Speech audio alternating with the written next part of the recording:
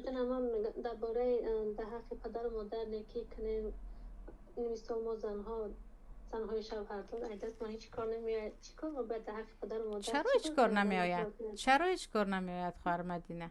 چرا؟ شما در خانه شوهر شما من مثلا به خبر میگیریم شما آدم در همه جا میتواند در حق پدر و مادر خوب بکند، فقط به خودش وابسته است که آیا همین چیز رو میخواهد یا نه.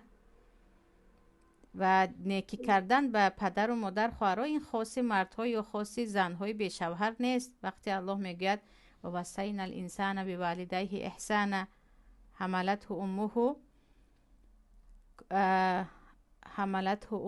کرها و وضعته کرها و حمله و فصاله 30 شهرا.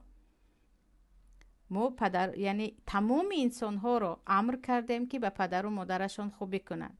هم حاملگیش هم تولد مادر خیلی کرح با وزمینی بود و باید چی دختر هستی چی پسر هستی به پدر و مادرت خوبی کنی و این مسئله رو حتما با شوهر نشسته باید صحبت کنید که چه خیلی که تو پسر هستی من هم دختر هستم، چه خیلی که من و تو پدر و مادر هستیم از کودکمون خوبی انتظاریم، پدر و مادر من هم از این انتظار است. یعنی یک انسان اگر خواهد درها برایش گشوده میشه و دو روحش رو مییابد. اینجا به خودتون رو بیتشکلان بهانه کوبی خوب است، من هیچی ندارم که به پدر و مادرم کمک کنم، من دور هستم که پدر و مادرم کمک کنم، بهانه هست هر کسی که نمیخواهد.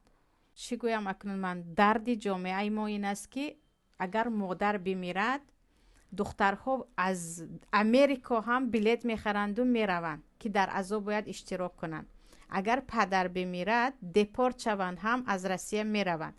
اگر شوهر به گردنشون کرد ماند و 1001 تهدید طلاق کند هم به عزای پدر و مادر میرسند.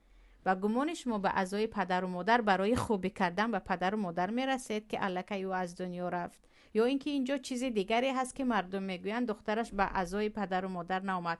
اما وقتی که زنده هست، وقتی که پدر و مادر زنده هست، با کمترین تهدید شوهر یا به یک قهر و قواق خشتامن اهمیت میدهند و مادر رو کنار میگذارند، پدر رو کنار میگذارند، یا من کودک دارم یا چیز دیگر دارم، من خبرگیری نمیتونم، من یگان هدیه دادن نمیتوانم، من او رو به خانه مهمون کردن نمیتوانم. چرا؟ شوهرم مرا جنگ میکند. اگر مادرت بمیرد شوهرت به گردنت کرد ماند هم تو میره به نزد مادرت.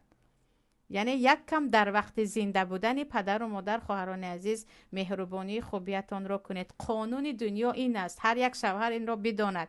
کردی میبینی امروز زند را اجازه نمیدی که به پدر و مادرش خوبی کند، فردا دختری تو رو شوهرش اجازه نمیدید که به تو خوبی کند. این قانون دنیا است. خوبی میکنی خوبی میبینی. هر شوهری که نمیگذارد که زنش و پدر و مادرش خواه از جهت هدیه باشد خواه خبرگیری باشد اجازه نمیدهد، انتظار باشد که فردا دخترکی که امروز کودکچه است کلان کرده ایستاده است شوهرش این کارو میکند و همین باید خودش رو اول ملامت زند. برعکس این هم هر زنی که هر عروسی که وقتی که شوهرش به پدر و مادرش مهربانی کرد قهر و قواق و جنگال میکند، بداند که فردا عروسش اجازه نمیدهد که پسرش به اینها کند.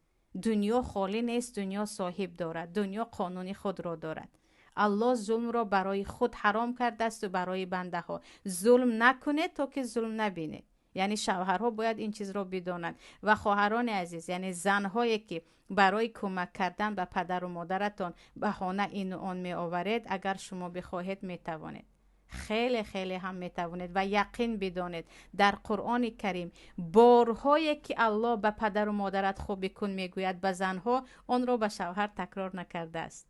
همون گونه که الله گشته و برگشته بعد از عبادت خودش انیشکر لی ولی والدیک میگوید به من تشکر کن، بعد به پدر و مادرت، به شوهرت را نگفته است. چرا؟ چون حق شوهر را انسان فراموش نمی کند، اما حق پدر و مادر خاصتا بعد از ازدواج فراموش می شود. اون حق فراموش شده ها رو به خاطرتون آورید. یک سلفی گرفتن خوب تو سری همون زنهایی که من چند تاش رو میشناسم، یک کارش سرودی مادر موندن و شعر مادر موندن است. در زنده بودن مادرت چی کار کردی؟